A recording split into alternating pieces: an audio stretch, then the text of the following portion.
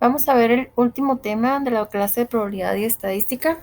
Este es referente al elemento 3, fase 2, y el tema es de estadística inferencial. El contenido de este tema será el siguiente: muestreo y sesgo. Vamos a ver un poquito de distribuciones muestrales. Vamos a ver el teorema del límite central, la distribución muestral de la media muestral, la proporción muestral y la estimación puntual y de intervalo.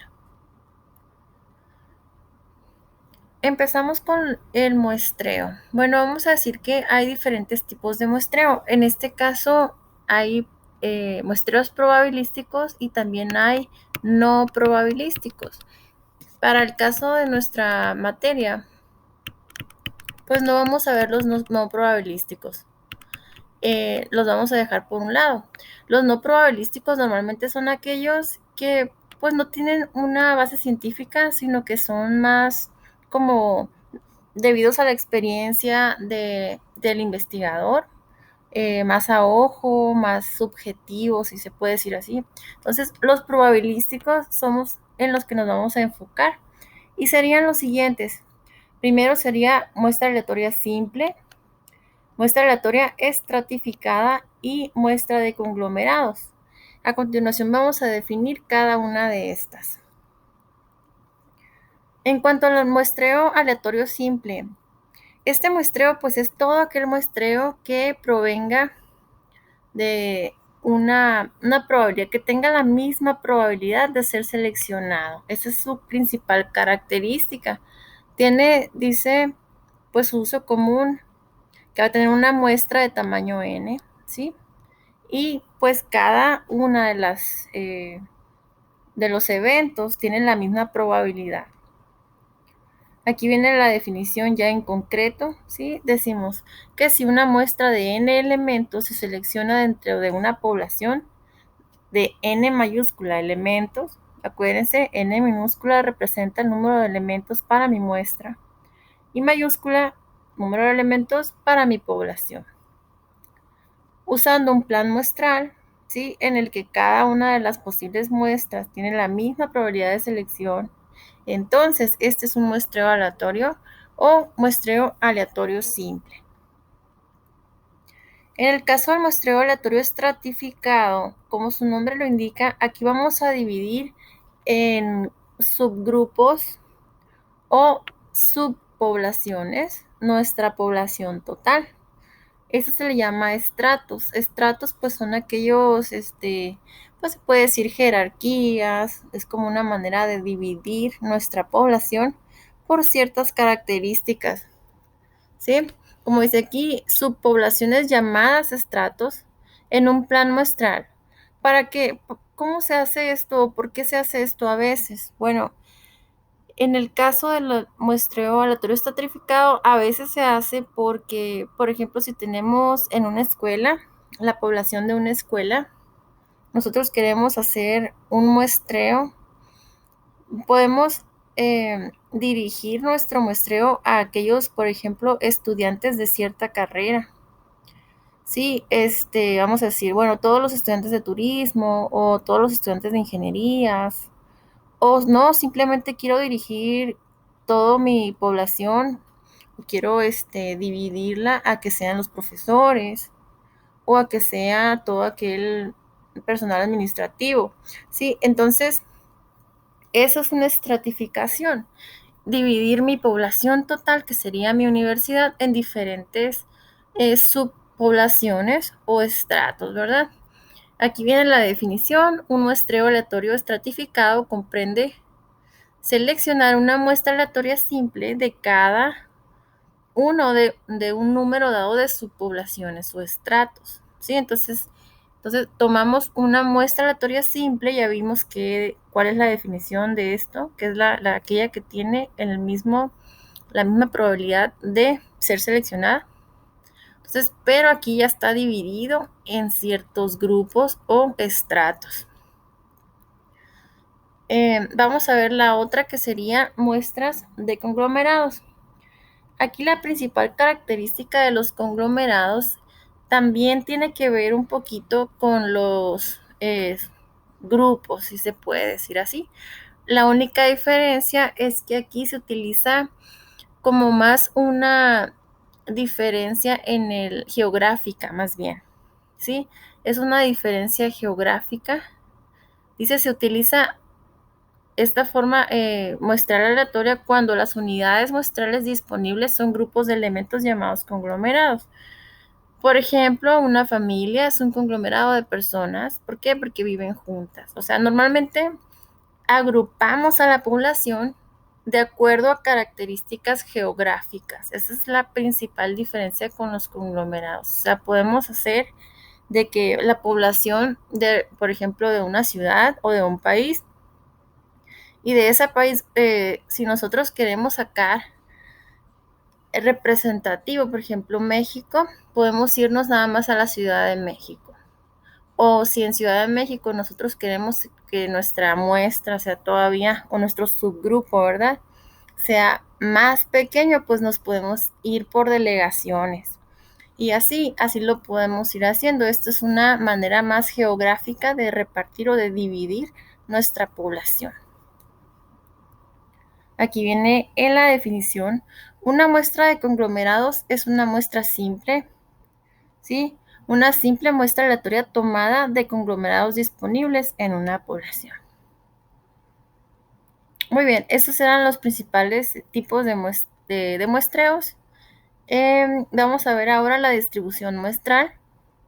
En la distribución muestral vamos a ver también de cómo la probabilidad se distribuye, ¿verdad?, en estas poblaciones.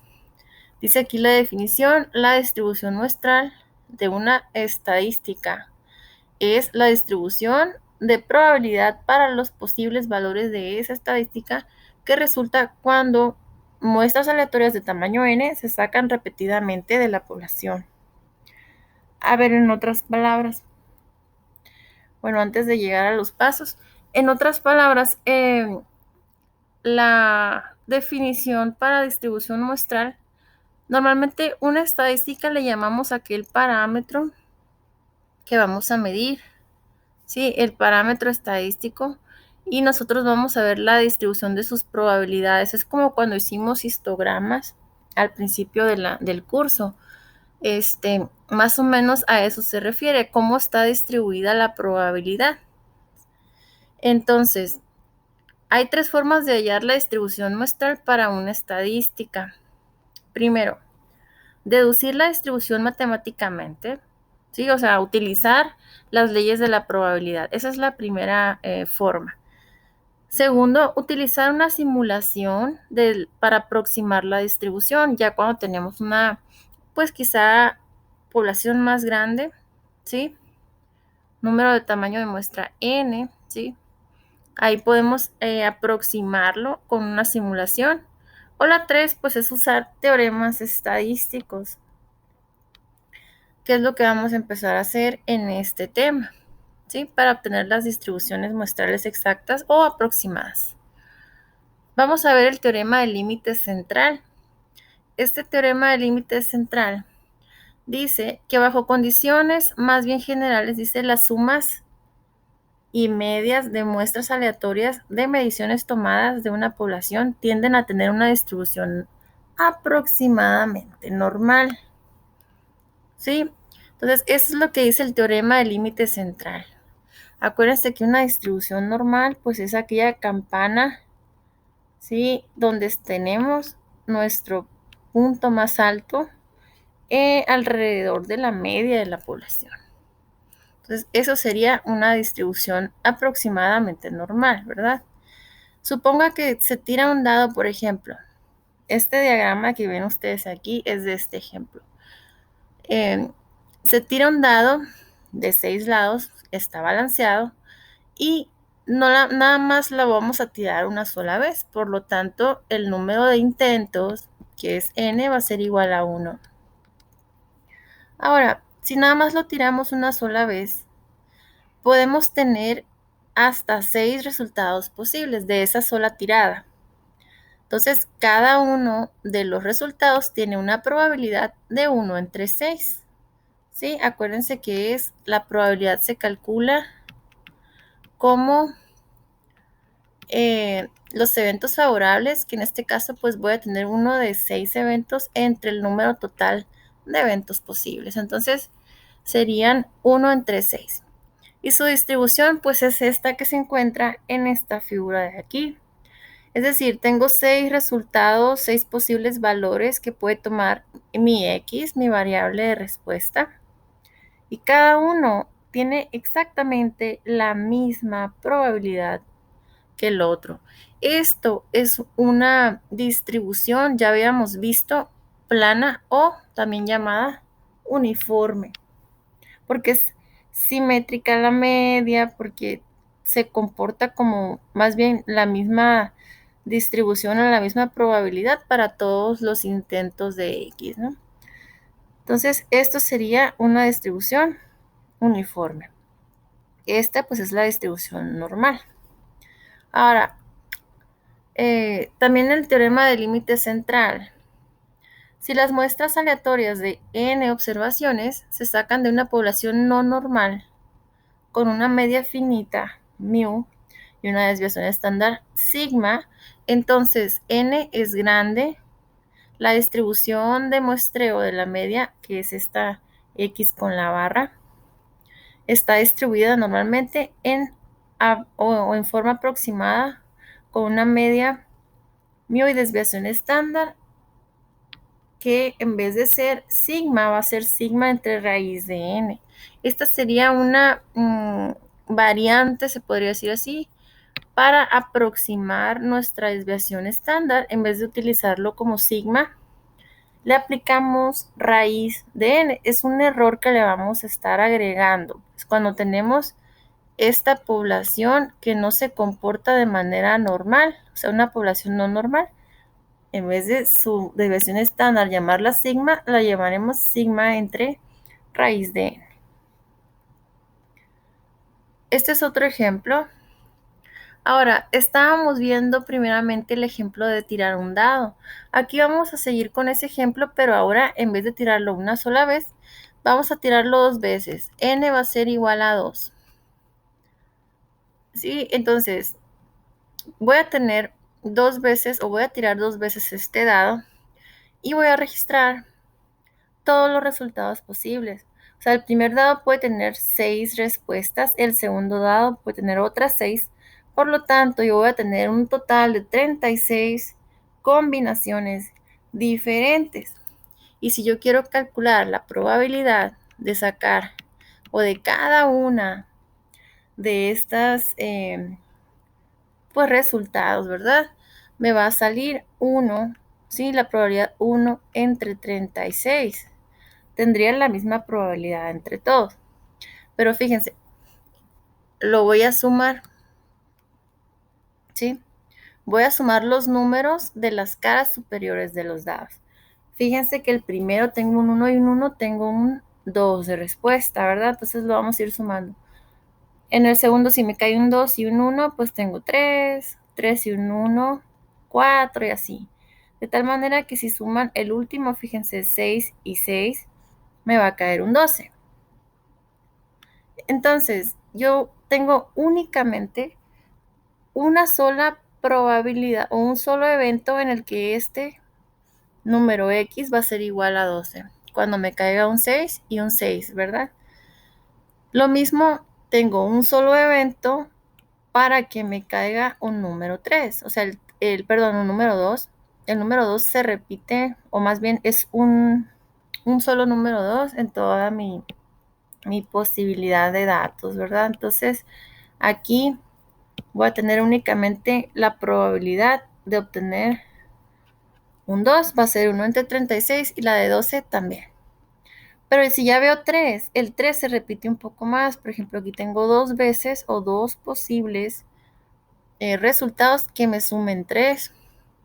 Tengo 3 posibles resultados que me sumen 4. Y así, si lo vamos viendo, 4 posibles resultados que me sumen 5. 5 posibles resultados que me sumen 6, 6 resultados que me sumen 7 y así.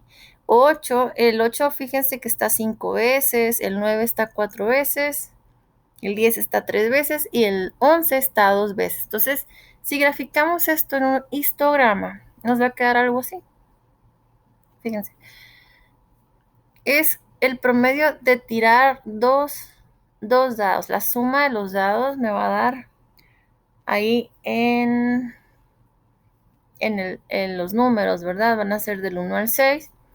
Entonces, la probabilidad, ¿verdad? De tener, en este caso, una X, ¿verdad? Como lo teníamos aquí. Sí, la sumatoria de los dos, pues ya va a ser un poquito diferente. Vamos a ponerla. Por ejemplo, aquí si yo grafico los valores de X, tendría que empezar del 2, 3, 4, 5, así hasta el 12. Del 2 al 12. Teniendo los que están en el medio, o más bien el 7, que está exactamente en el medio, este sería el 7. Lo tengo con mayor frecuencia, es el que se repite más. Y de ahí sigue el 6, pero también el 8. El 6 y el 8 tienen la misma probabilidad, ¿sí? Entonces así van construyendo su histograma. Luego el 5 y el 9 también tienen la misma probabilidad. Luego el 4, ¿sí? Y el 10. Misma probabilidad. Y por último, pues, bueno, tenemos el 3.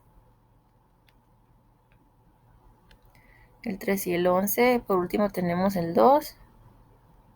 ¿Sí? Y el 12. Eso sería lo último, ¿verdad? Entonces el 2 sería algo más o menos aquí.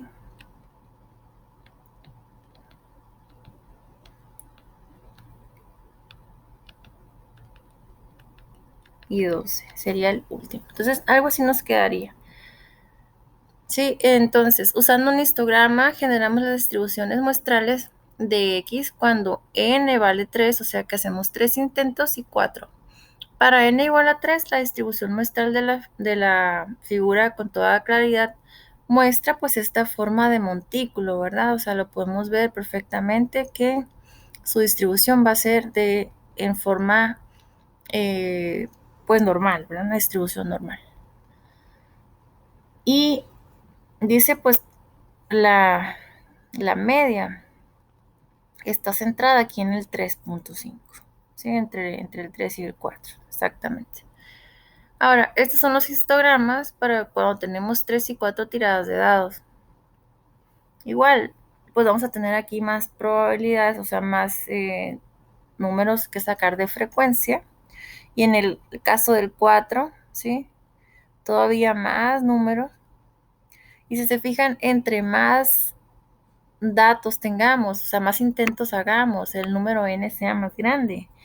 Esto se va asemejando más a una campana, ¿sí? A una campana, todos son distribuciones normales, nada más que estos se ven un poquito más como una campana que, por ejemplo, la que tiene 2, ¿sí?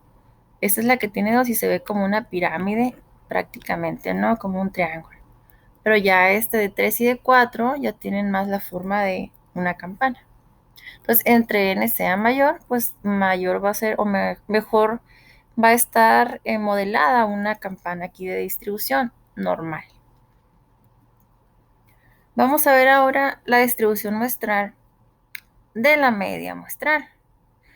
Entonces, ya habíamos visto un poquito qué es la media muestral, la X con la barra. Aquí la única diferencia es que nuestra desviación estándar va a estar dividida entre raíz de n. Ya no vamos a utilizarla como desviación estándar sola, sino que la vamos a ajustar, vayamos a decirlo así, dividiéndola entre un raíz del número n, ¿no? Del número de intentos o del número de muestras de la población. Vamos a tomar esta otra fórmula que es para el error estándar. Esta definición dice del error estándar es la desviación estándar de una estadística empleada como estimador de un parámetro poblacional se denomina error estándar del estimador y se abrevia SE, ¿sí? La fórmula que yo les puse aquí es la fórmula que tiene el estadístico Z. Acuérdense que el estadístico Z es para la distribución normal, ¿sí? Lo estudiamos en el tema anterior. Entonces, esta distribución o esta fórmula nosotros la habíamos ajustado. Únicamente era esto, o sea, media muestral menos la media poblacional entre sigma. Ahora aquí lo ajustamos y le pusimos entre raíz de n. Vamos a ver este ejemplo utilizando pues nuestro estadístico de distribución normal Z. La duración de la enfermedad de Alzheimer desde el principio de síntomas hasta el fallecimiento varía de 3 a 20 años. El promedio es 8 años con una desviación estándar de 4. El administrador de un gran centro médico al azar selecciona los registros médicos de 30 pacientes de Alzheimer ya fallecidos de la base de datos del centro médico y anota la duración promedio. Encuentre las probabilidades aproximadas para estos eventos. Número 1.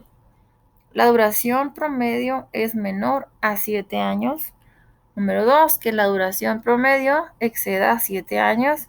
Y número 3. Que la duración promedio está a no más de un año de la media poblacional, que es 8. Bueno, para resolver este ejercicio, vamos a utilizar, como les digo, el estadístico Z. Vamos a ver qué datos me está dando el problema. Dice, la duración de la enfermedad de Alzheimer desde el principio de los síntomas hasta el fallecimiento varía de 3 a 20 años. Sí, eso es lo que dura pues toda la enfermedad de Alzheimer. El promedio es de 8, o sea, sabemos que la media de la población es de 8 años. Le voy a poner media igual a 8. La desviación estándar, sigma, es igual a 4 años. Sí, ahí están los datos que tenemos. El administrador dice que toma un registro de 30 pacientes, o sea, n es igual a 30. Y vamos a encontrar número 1. Si vemos aquí, tenemos esta fórmula del estadístico Z. ¿Sí? Fíjense, vamos a calcular cuánto es el estadístico Z para el número 1. Dice que la duración promedio es menor a 7 años, es decir, que la media sea menor a 7. Entonces aquí la X pues va a ser un número 7 o menor que esto, ¿verdad? Vamos a calcular el número 1 con esta fórmula de estadístico Z, que sería 7 menos el valor de mu, que es 8, entre el valor de sigma, 4 sobre raíz de 30. ¿Sí? Entonces vamos a hacer esta operación.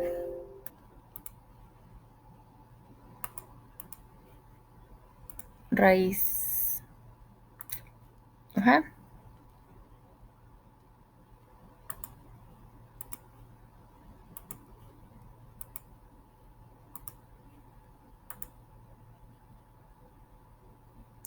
Entre 4. Es menos 1.369. Menos 1.369. Pues como ya tenemos el estadístico Z calculado, vamos a ir a la tabla, a las tablas que les pasé para la distribución normal de Z. Y vamos a buscar este valor 1.369. Lo podemos también más o menos aproximar a 1.37, ¿no? Porque está más cercano. En este caso estaría más cercano a menos 1.37, ¿sí? Que sería esta columna, 0.0853.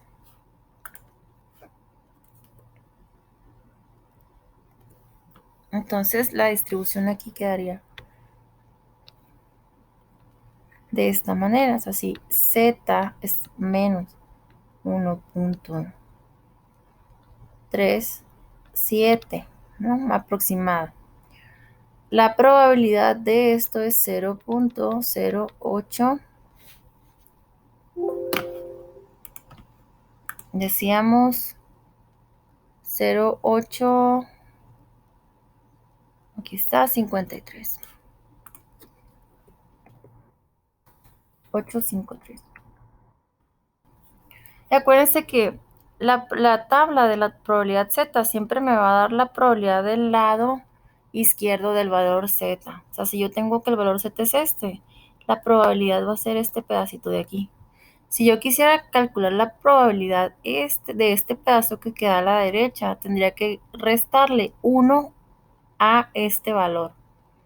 Pero como en este caso quiero saber la duración de que sea menor a 7 años, o sea, de que X sea 7 o menos, pues esta sería la probabilidad. Entonces, para el primer ejemplo o para el primer número, la probabilidad de que X o de que la media sea menor a 7 años es igual a 0.0853. Si lo quieren ver como porcentaje, multiplíquenlo por 100, es 8.53%. Vamos a ver el número 2. En el número 2 dice, la duración promedio excede a los 7 años. Es lo que les comentaba ahorita. Yo ya tengo este valor de aquí. Este valor de probabilidad corresponde a un valor de z igual a menos 1.37 o menor, ¿verdad? Si yo quiero saber este otro pedazo de aquí, el pedazo que queda a la derecha de la curva, ¿sí? Yo tendría que restar para el número 2. A 1 le tengo que restar la probabilidad del otro pedazo que ya conozco, ¿sí? Que es 0.0853. Entonces, hago esta resta, sería 1 menos 0.0853 y este es el resultado, 0.9147. Esa sería la probabilidad de que sea mayor, o sea, de que el promedio se exceda de los 7 años. ¿Qué quiere decir? Que de estos 30 pacientes hay muy poca probabilidad, o sea, un 8% de ellos duraron 7 años o menos en tratamiento hasta que murieron. Y la mayoría, o sea, duraron más de 7 años, ¿no? Un 91% duró más de 7 años en tratamiento hasta que murió, ¿verdad? Ahora, el número 3. En el número 3 dice la duración promedio está a no más de un año de la media poblacional, μ igual a 8. En este caso, lo que tenemos que hacer, como la media poblacional, aquí queremos aproximarla a la media muestral, sería que nuestra media fuera 8 también. Pero yo no puedo hacer esto, o sea, no puedo decir que 8 menos 8 porque aquí me va a dar 0. Y pues esta división ya no la voy a poder llevar a cabo, o sea, no puedo dividir 0 entre un número cualquiera porque pues es un error matemático. Entonces lo que vamos a hacer es hacer un rango. En este caso, vamos a tomar un rango puede ser por ejemplo, entre 7 y 9, ¿sí? Que nuestro estadístico, que nuestra media sea menor, ¿sí? A 7 y a 9. Eso es lo que vamos a tomar, ¿no? Como un intervalo. Entonces tendríamos que calcular esta fórmula cuando la media vale 7, que ya lo tenemos, es este. Y también otra vez esta misma fórmula de z, pero cuando la media muestral vale 9. Vamos a hacer fórmula de z para cuando nuestra x o nuestra media muestral vale 9. Bueno, vamos a quitar esto. Es 9 menos 8 entre sigma, que vale 4 sobre raíz de 30.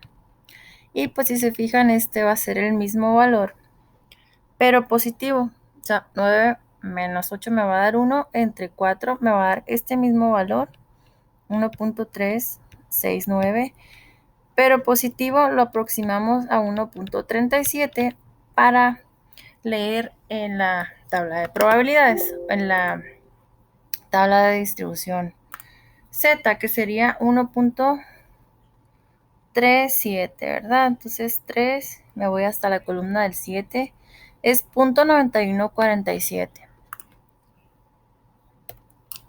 Entonces aquí la probabilidad de que la media sea 9 es 0.9147, ¿verdad? Entonces vamos a hacer este rango, ¿sí? Acuérdense que, bueno, dibujando otra vez la fórmula de distribución. Aquí yo tengo mi valor de Z, 1.37, ¿sí? Y acá yo tengo otro valor de Z menos 1.37. Yo ya sé cuánto vale. En esta área, la probabilidad de esta área pequeña es 0.0853.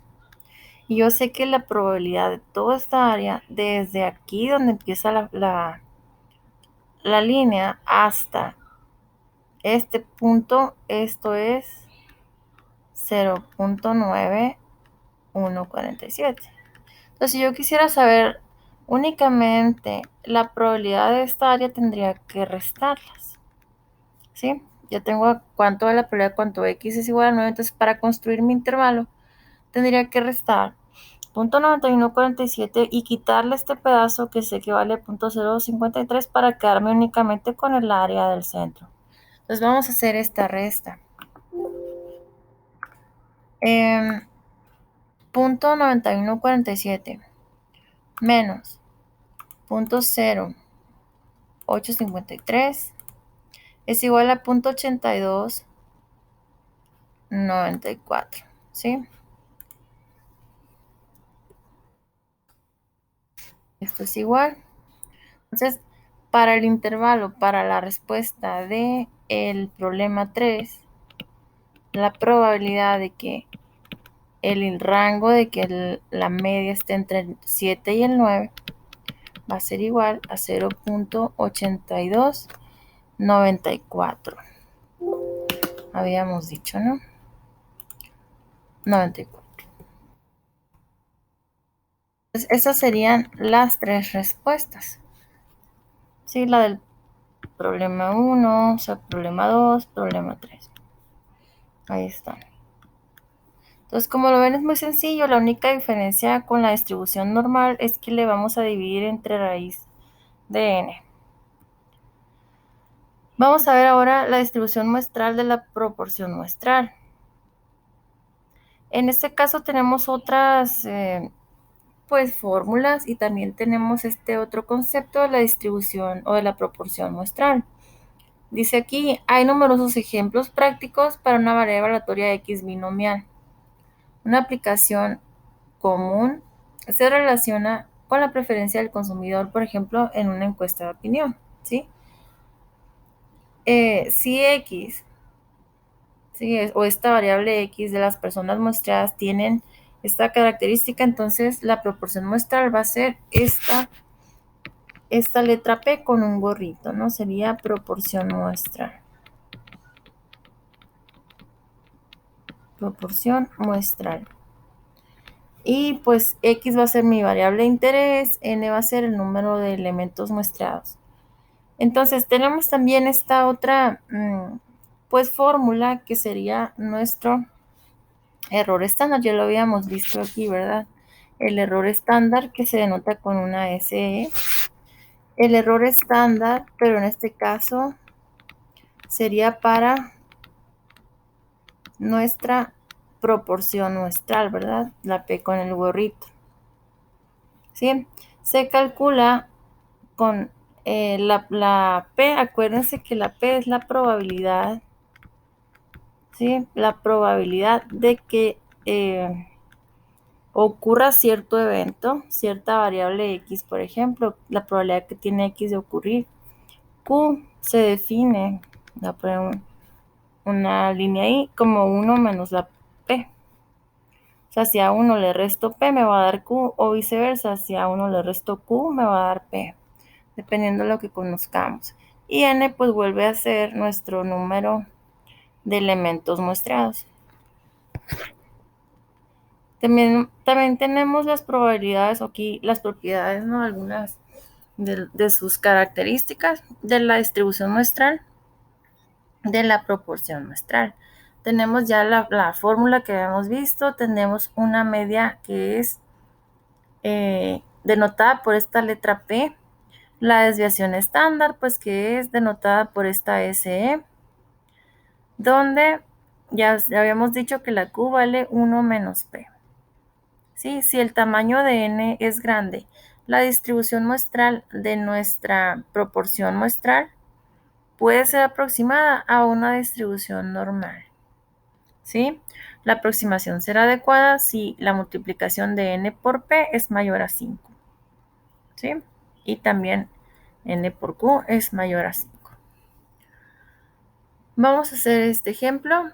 Dice, en una encuesta a 500 madres y padres se les preguntó sobre la importancia del deporte para sus hijos e hijas. Suponga que la proporción P de padres de la población es en realidad igual a 0.55, o sea, P va a ser igual a 0.55. ¿Cuál es la probabilidad de observar una proporción muestral igual de grande o mayor que el valor observado? Esta P con el punto es en realidad el gorrito de nuestra proporción muestral. No encontré un icono que fuera así, pero a eso se refiere, ¿no? A mi proporción muestral es igual a 0.60. Entonces vamos a traernos la fórmula. Tenemos el dato de P. Ese vamos a traerlo aquí. Para nuestra proporción muestral va a ser igual a la raíz de P por Q entre el número de muestreados N. N aquí acuérdense que son 500, ¿no? Según este problema. Sustituyendo los datos, aquí únicamente pues es la P, todo esto es raíz. La P vale 0.55. Si P vale 0.55, ¿cuánto vale Q? Acuérdense que Q es 1 menos P. Entonces Q va a ser igual a 1 menos 0.55, que esto me da igual a 0.45. Entonces 0.45. ¿Sí? Y esto pues va entre el valor N, 500. Entonces aquí tenemos, en este caso, tenemos nuestra desviación estándar para nuestra proporción. Hacemos este cálculo y sería 0.55 por 0.45 entre 500. Entonces, es la raíz cuadrada de este valor. 0.02224. Bueno.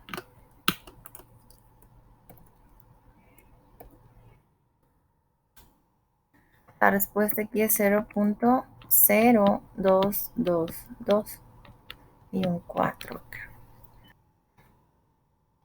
Vamos a ver también los tipos de estimaciones.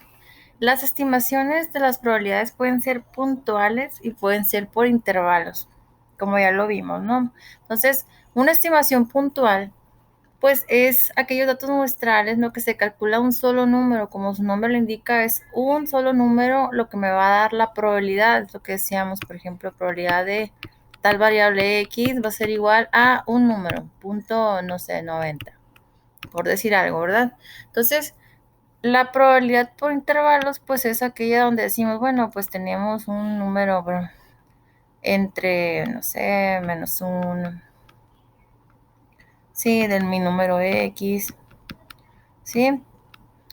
Y aquí tenemos pues como un intervalo, ¿verdad? Y eso es lo que nos va a dar otra probabilidad, ¿sí? Entonces, esa es la diferencia.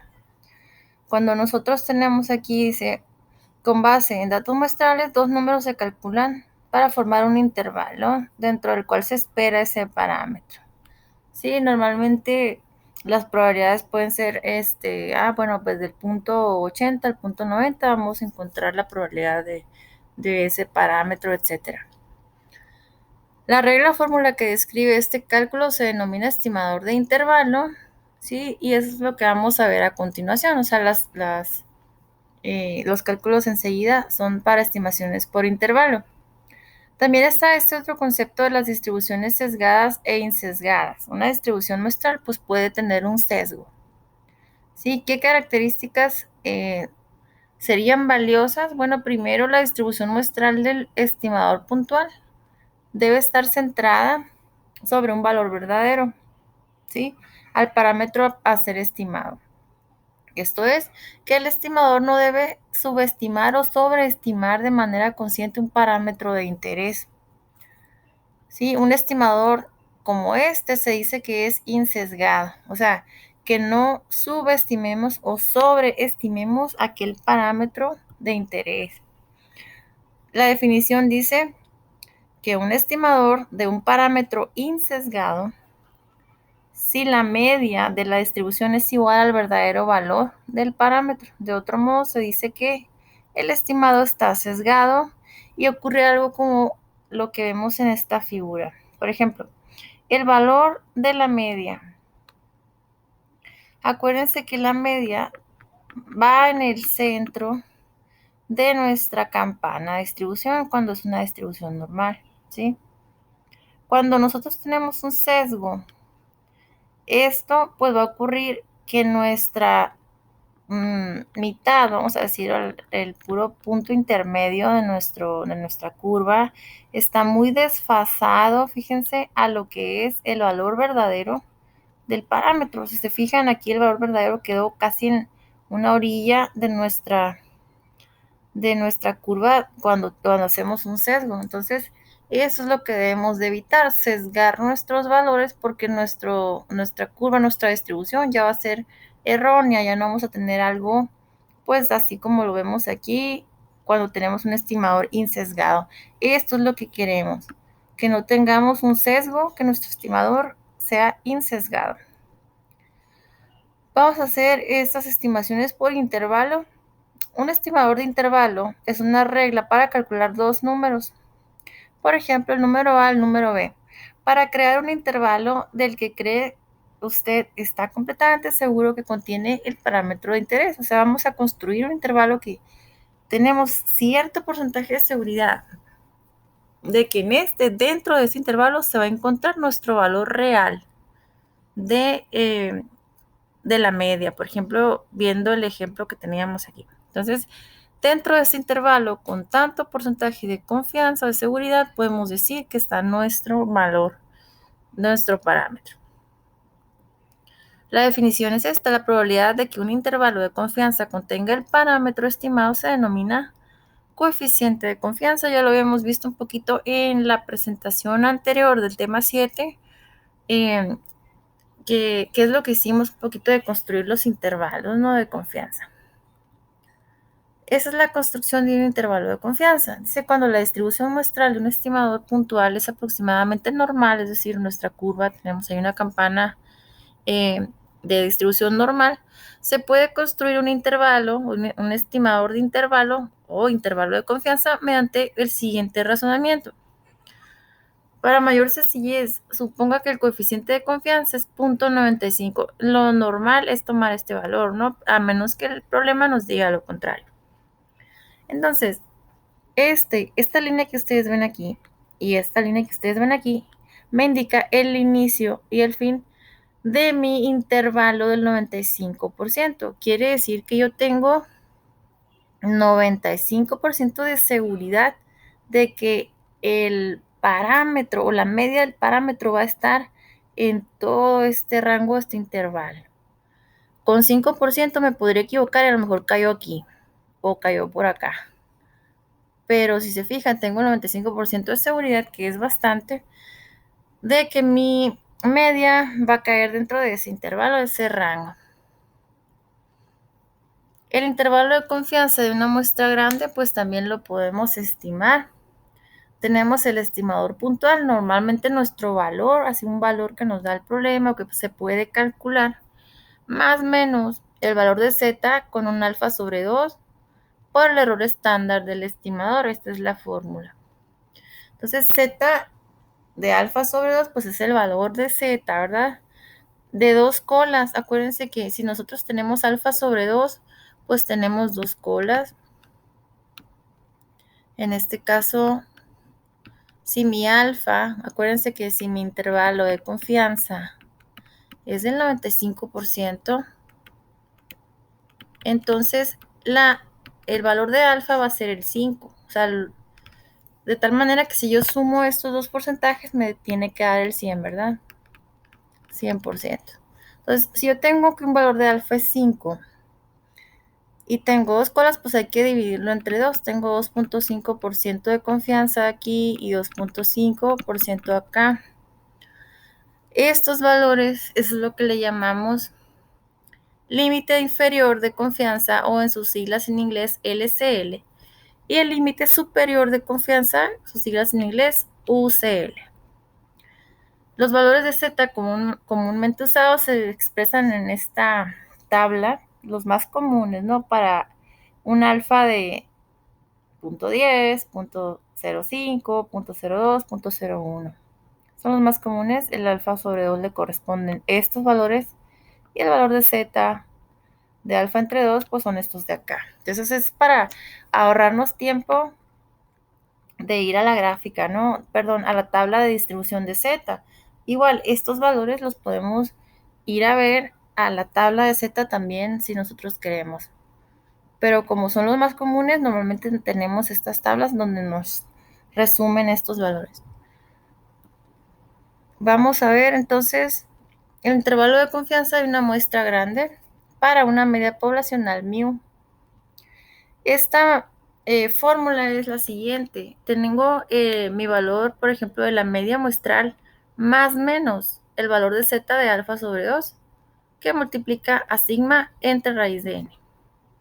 Entonces ya sabemos qué es cada uno de ellos. Sigma pues es mi desviación estándar de la población, n es el número de elementos en la muestra, x con la barra pues es mi media muestral, y z pues es aquel valor que sacamos de las tablas, o en este caso si está aquí en la tabla resumida, que es esta de aquí, lo podemos tomar de esta columna.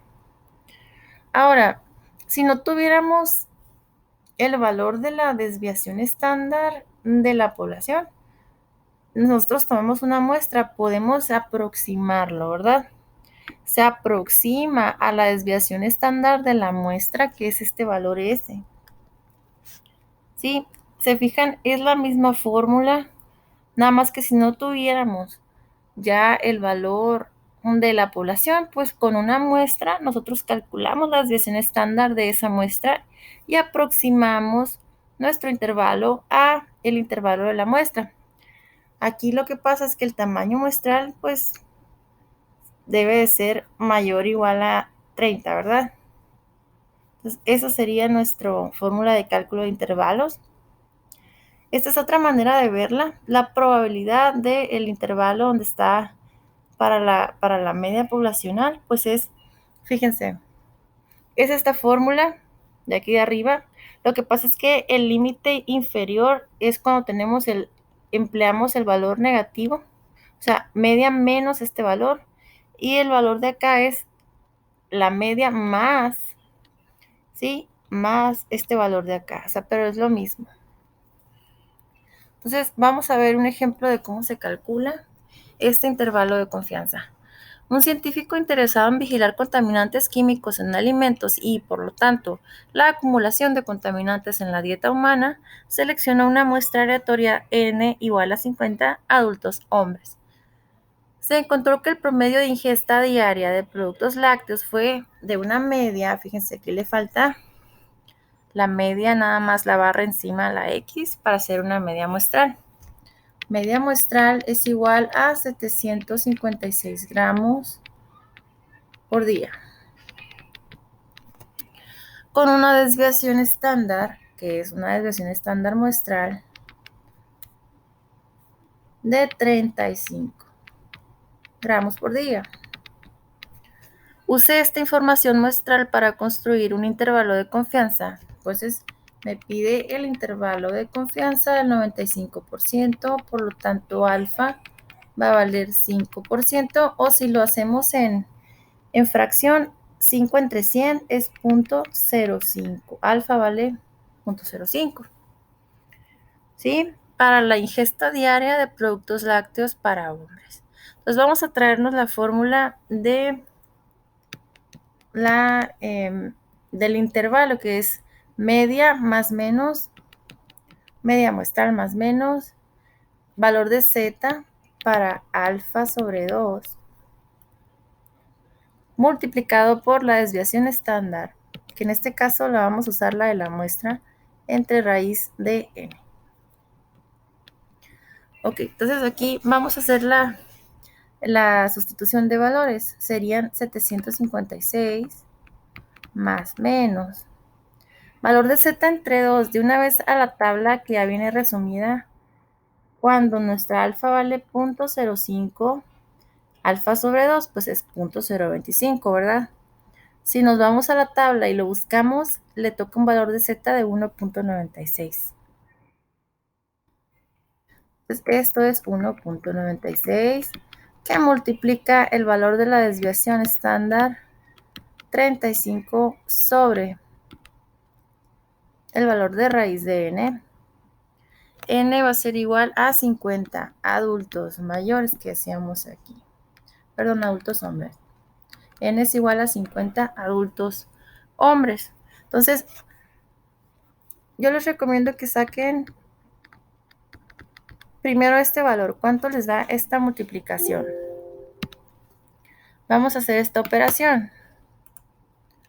Sería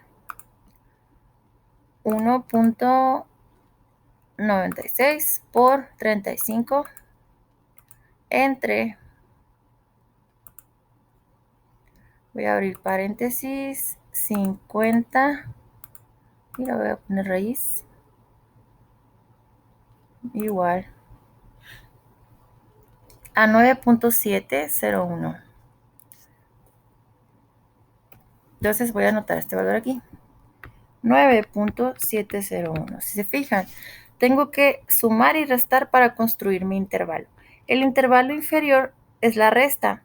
756 menos 9.7. Entonces aquí le voy a poner menor a la media muestral, perdón, de la población, menor, y el intervalo superior es la suma, 756 más 9. Entonces vamos a hacer la sumatoria. Esto más 756 es el límite superior, 765.7. Y si se lo resto, esto nos va a dar 756 menos 9.701, ¿verdad? Entonces, 746.3. ahí está. Este sería mi intervalo de confianza con un 95%, ¿verdad? Intervalo de confianza del 95% de que mi media se va a encontrar entre estos dos valores, entre 746 y 765.7. Entonces, esa sería el cálculo, es muy fácil, ya hicimos un poquito de intervalos de confianza en la fase 1 y tomamos un poquito más de estos valores, ¿no? De ejemplos parecidos. Entonces, eso sería todo por este tema y cualquier duda me avisan.